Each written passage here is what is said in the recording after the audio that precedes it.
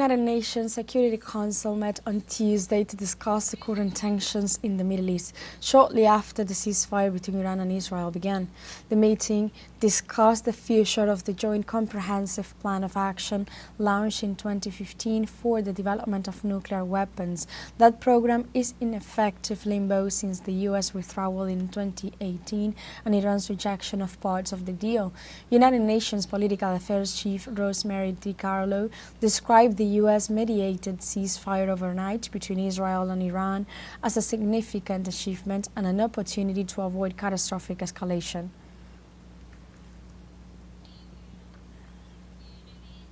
Iranian Ambassador to the United Nations Amir Saeed Iravani accused also the United States government of supporting the Israeli attacks on Iranian nuclear and civilian facilities and questioned the Zionist regime's justification for the aggression.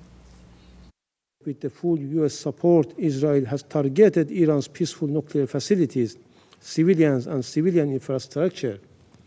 Israel falsely justified these attacks on Iran's peaceful nuclear program as an imminent threat. This claim is baseless and has no legal base. In reality, Israel, the region's only undeclared nuclear-armed entity and non-party to NPT, refused IAEA inspections and monitoring, while Iran complies with the NPT and has subjected its nuclear program to the most rigorous IAEA monitoring. On the other hand, Chinese representative to the United Nations Fu Kong accused the United States of initiating the Israeli-Iranian crisis by withdrawing from the nuclear talks with the Persian nation in 2018, by applying economic and financial sanctions against it, and by attacking its nuclear facilities during the recent conflict. China has noted that some members of this council have done nothing but accuse Iran of violating its non-proliferation obligations in an attempt to justify the military actions of Israel and the United States. Here, China wishes to remind these countries of the following basic facts. It is none other than the United States that started the Iranian nuclear crisis.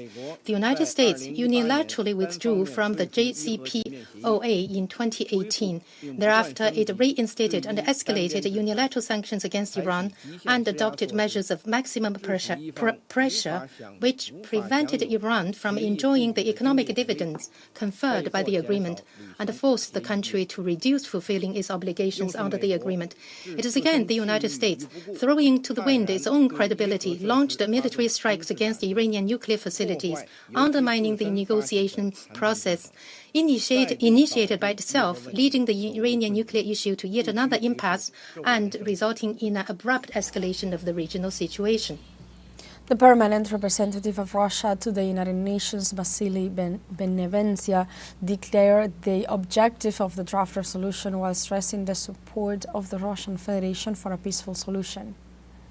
The Iranian nuclear program can only be resolved through diplomacy, through negotiated solutions, which are based on international law and the principle of equal and indivisible security. The Russian Federation consistently has supported a peaceful solution to the concerns surrounding the Iranian nuclear program, which is acceptable to all parties as well as the international community as a whole. Here, the greatest responsibility lies on the UN Security Council, which is obligated to take the requisite measures. This is the goal of the draft resolution proposed by Russia together with our Chinese and Pakistani partners. Today, we are proposing to our Council colleagues an updated text that takes into account the latest developments and aims to bring about a lasting ceasefire as well as oversight of that ceasefire by the Security Council through Secretary General reporting.